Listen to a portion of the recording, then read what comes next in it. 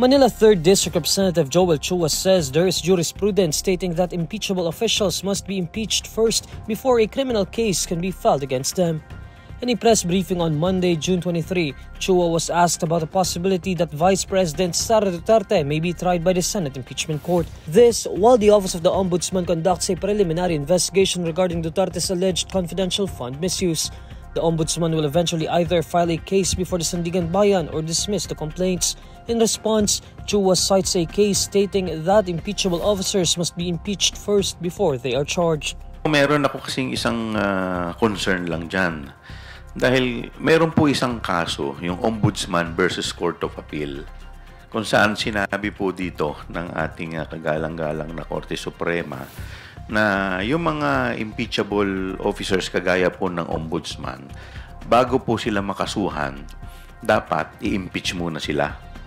So, hindi ko alam kung paano ito i-reconcile dito po sa case po ng ating Vice Presidente. Kung sakasakali na ilabas nila muna ang desisyon bago lumabas ang desisyon ng impeachment court. In the decision, the Supreme Court mentions jurisprudence, particularly a 1995 ruling on petitions seeking the disbarment of former Ombudsman Aniano Desierto. The ruling states that the Ombudsman and other constitutional officers required by the Constitution to be members of the Philippine Bar and are removable only by impeachment are immunized from liability, possibly for criminal acts. According to Chua, a possible solution was that the Ombudsman defer its investigation and filing of cases against Duterte.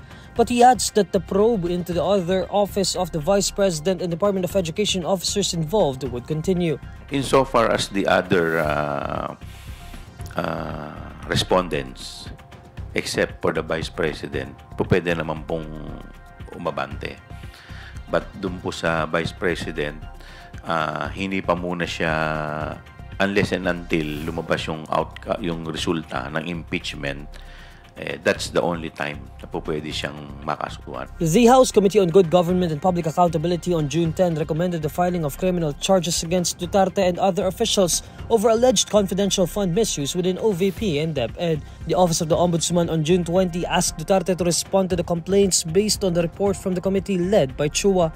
Chua admitted that he and the prosecution panel for Duterte's impeachment trial were surprised by the Ombudsman's quick action on the committee recommendations.